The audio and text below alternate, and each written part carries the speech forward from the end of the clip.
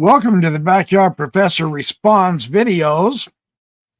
Yesterday, I produced a video on the alien invasion happening Tuesday and Wednesday next week, December 3rd or 4th, depending on where your start point is in the calculation of a supposed, quote, prophecy of Clif High.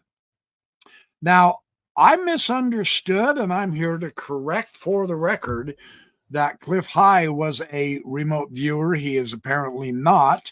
I went and tracked down some of his videos and listened to them, and I do have a response to his interpretation of this temporal marker that was the interview with Joe Rogan with President soon-to-be Donald Trump, and the implication of this UFO invasion on December 3rd, and I'm going to respond to clips of that. I also found another video that does talk about this theme that I want to share first. Let me first say welcome to all of you new subscribers to my channel. It's really exciting and interesting to see so many people so very interested in what I can only say is one of the most remarkable subjects on the face of our planet right now.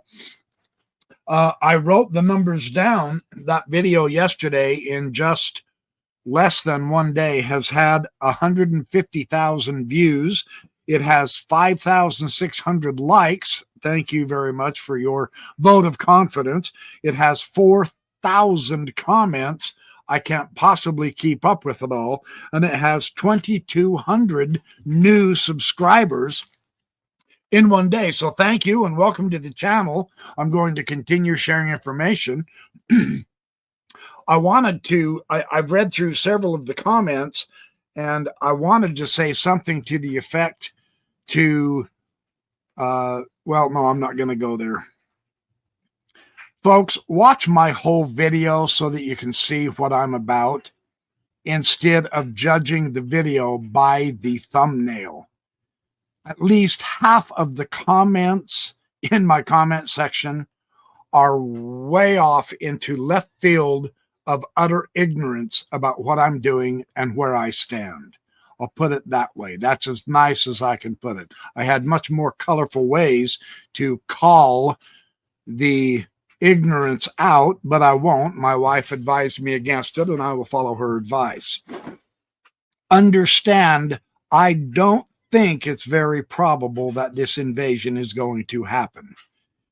It would be really fascinating if it did, however, but I'm here to correct the record. Now, I'm all about learning how to think through various claims made, and none more so than on this subject, the UAP, the UFOs, the drones that are going on, and they are still going on in the UK right now. They really are. Something big is brewing. Drone activity is gigantic. And the lights, the UAPs in Washington, D.C. and all that, no, those are not UAPs.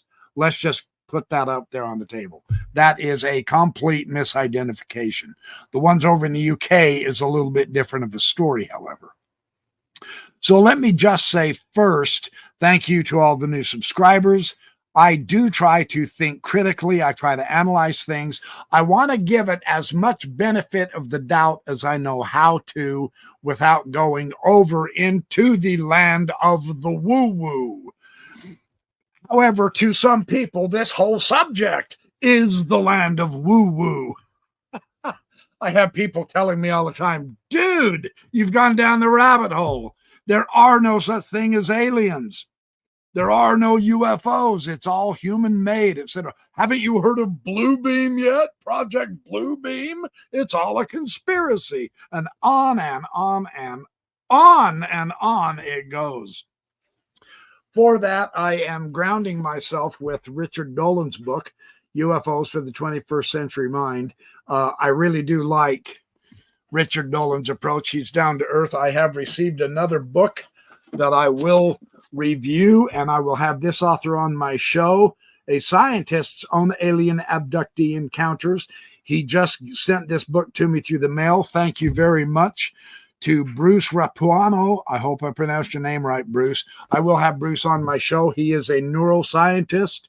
He is the real deal when it comes to science, and he has had UFO experiences, alien experiences. That I'm going to read his book first, and then we'll have lots of good talk. So there's a lot of good stuff coming up in the show in the future. Tomorrow night, 6 p.m., I'm doing part 2 on Diane Pasulka. She is a religious studies scholar at the University of North Carolina, and she has written on the UFOs, and she is in cahoots with the top dogs of the Soul Foundation and many other scientists, Jacques Vallée, many other quality politicians. Did I say that? Quality politicians? Boy, what a contradiction of terms that is. So tomorrow night's going to be fun too, and I'm going to enjoy sharing part 2 with you. A lot of people from last week requested I continue on, which I will gladly do so. Tonight is the night, however. Oh, and let me share this first clip of this gentleman who interprets. Now, the other clips were different than this one. My intent of sharing those clips is to try to teach us the difference between actual knowledge and interpretation of events. The one gentleman interpreted the lights in the sky as blinking on and off, which means to him, and he said so, that they pop into existence and then they disappear out of existence.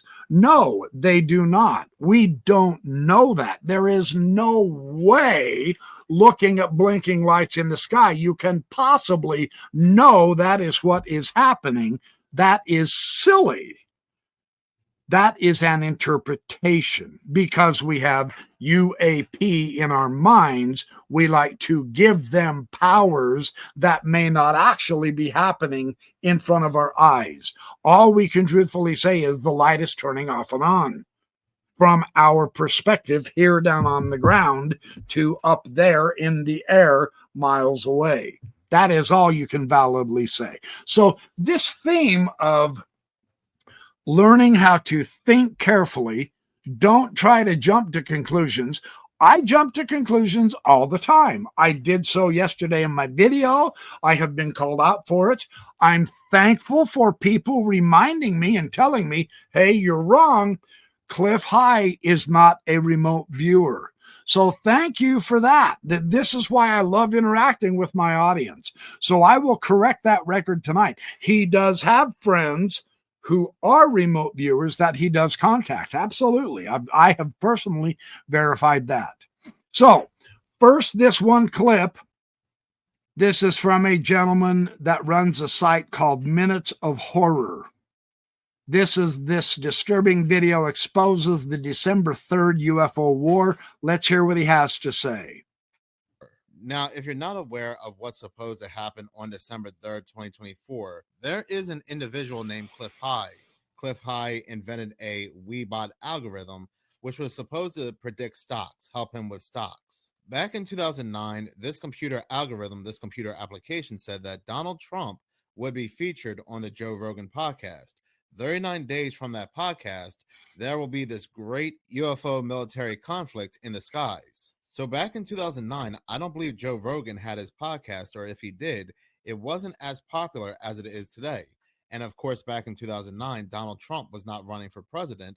Well, flash forward to today, Donald Trump has won the presidency again. He was featured on the very popular Joe Rogan podcast. 39 days from when he was featured on that podcast will be December 3rd, 2024.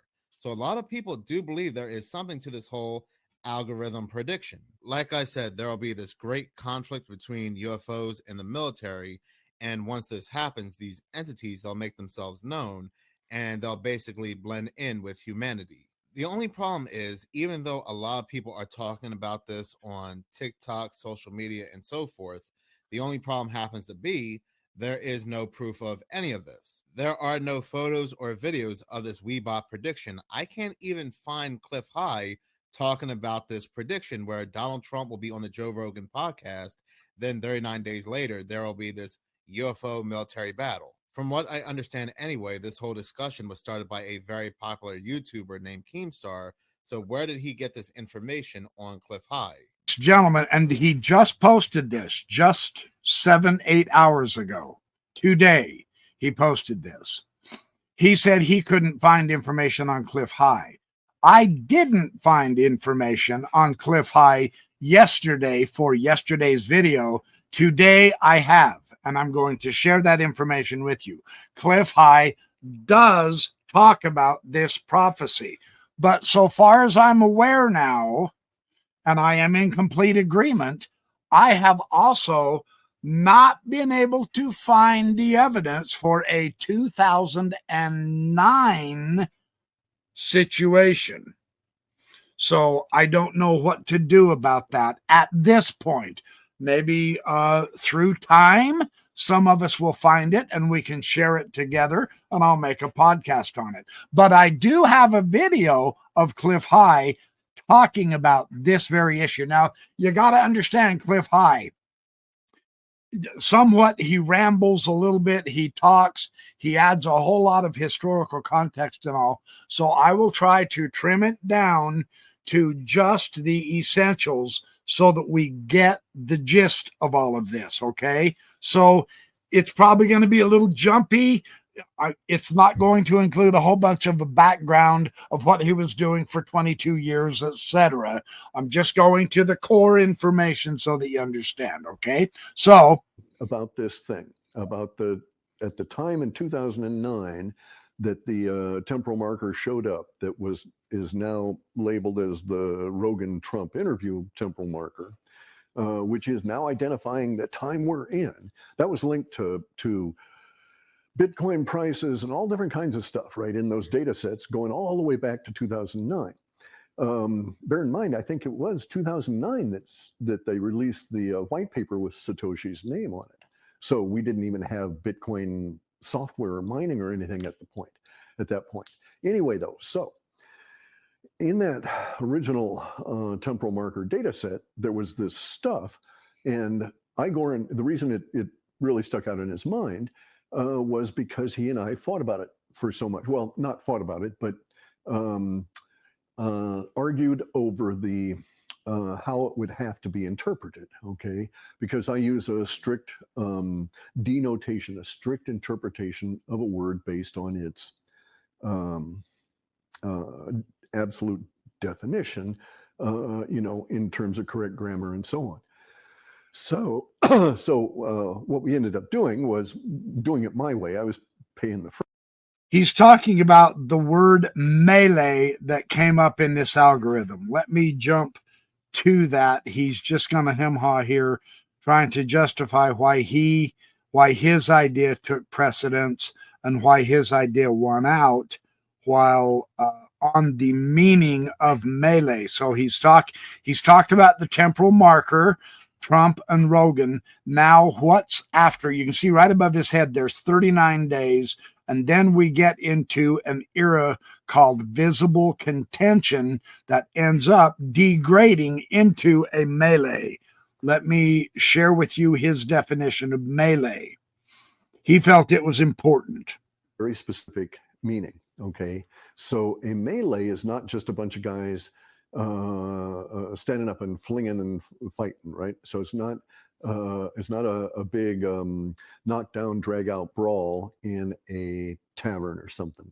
People have put the word to it, but that's not accurate, okay? It is a military term. A melee is when an organized act of warfare, an organized combat activity degenerates into what we think of as like a basic brawl. Every person for themselves, any weapon at hand, totally disorganized, completely disorganized, last man standing wins kind of thing, right? Or fight your way out to survive kind of thing. So a famous melee is Custer's Last Stand, okay? And so he gives an example of melee and justifying what he views as melee. And so let me jump up. Here is where he talks about the UFOs and fighting jetliners in the melee after 39 days from the temporal marker. UFO versus UFO and UFO versus jets. Okay, so like sort of very complex kind of Independence Day kind of shit, right? Nobody will know who the hell is doing what with whom. Now, okay, so you think that's unlikely and so on, as do I. All this shit's always unlikely until it happens. Possible, not probable, right?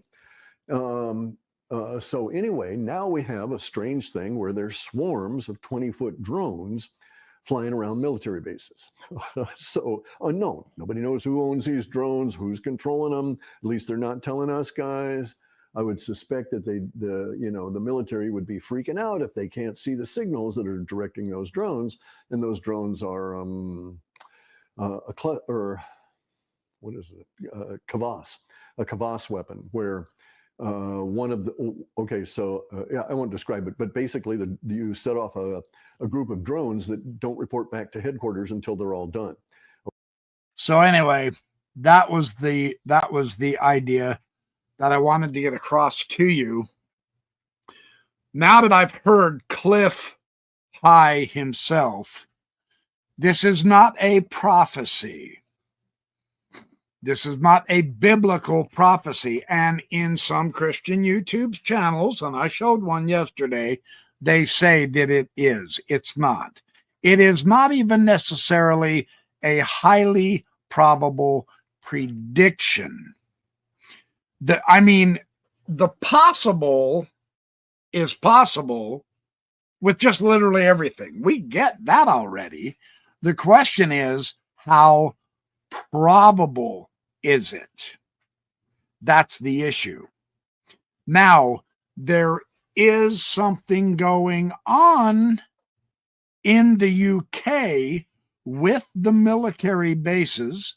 There is also this strange sphere object that floated from the sky, we are told, and came down and landed right on the runway of the Manchester airport. And they do have pictures. I can show you one. I have no idea what that's about either. But this weird sphere, they say, I don't think there's a video of the complete sphere coming down, floating down, and landing on the airport runway. I have not followed this story, so I don't know all the particulars. I have no idea if they've gotten it off the runway or whatever. But there's some weird stuff going on. We do know the so-called drones are hovering over the military bases everywhere in the UK right now. So this idea of an invasion of aliens on December 3rd has been picked up by social media, and as usual, it's being hyped, it's being trumped up, it's wild, it's extravagant, it's alarming, it's fearful, it's exciting. There are some people who say, yes, we certainly hope this is going to happen. I'm ready for the end of the world. I don't know why they have that kind of an attitude. I'm enjoying being alive myself, but, everyone's different. We just don't know. I think the probability of this happening, a year ago, I would have said, heck no. Now, with all of the weird sightings going on, something has shifted, it appears to me, in this UAP world. Something is going on if the UAP are real over the military bases. My suspicion is it's nervousness over the Russia war with Ukraine. And not to mention the Jews are fighting over there in the Middle East. So we've got wars and rumors of wars without question, and that's building a lot of tension in the world. With various political stances, with various political attempts at either getting one side or the other to win. It's a mess. So are the UAP watching us to see what we will do if nuclear war becomes a threat? And we really hope it does not. That is a no-win situation for anybody. The fallout of the nuclear warheads could blow all the way across the world, making everybody sick. I just need to put that out there. Nuclear. Oh, I've been being criticized too for calling it nuclear. Nuclear. It's nuclear. I don't know how to pronounce it. I'm trying, okay? It must be the cleft in my mouth or something. We don't want nuclear war at all. So, and neither would the UAP. So one of the theories is they're here monitoring us, and we know they do shut down and turn on the installations in our bases. And that's spooky too, but they haven't used them against us. So are they really here as demons to terrify us and haunt us? I am skeptical of that stance also. Are they angels here to help us? I don't know if they're angels. That also is another interpretation. I honestly don't know personally from a personal. I personally like Chris Bledsoe's stance in his book UFO of God. I truly do. I think that's, but there's no guarantee that one's accurate and real and true either. He is saying, look toward the year 2026. So there are so many comments on my video yesterday. Yeah, I'm going to come back here Thursday and I'm going to mock you for predicting this is happening. I did not predict it would happen. For those of you who are wise enough and intelligent enough to actually watch my video of what I say, you will understand what I'm doing in the video. Pretty much the same thing here. I'm trying to help us all learn how to see things more clearly by slowing down. And instead of jumping to conclusions, let's just look at what the evidence shows us and analyze the probabilities of what is happening, realizing that, as Richard Dolan has shown time and again in his book, 90% of UAP sightings and discussions, 90% of the evidence that we see in the videos, the photographs, etc., are not alien and are not UAP, but that leaves more than enough, the 10% that cannot be accounted for, to be verifiable anomalies. Notice he doesn't say aliens with laser guns or anything like that. Let's keep a more sober, more realistic, more scholarly approach to this and not fly off at the handle with wild, crazy, immature fantasies of scenarios that none of us can possibly know. This is not to disparage anyone who is having experiences with the UAP. We do believe that is happening without question. There's no mockery involved in this saying that 90% of what we see probably isn't what we think. Something is happening. Some are experiencers and some aren't.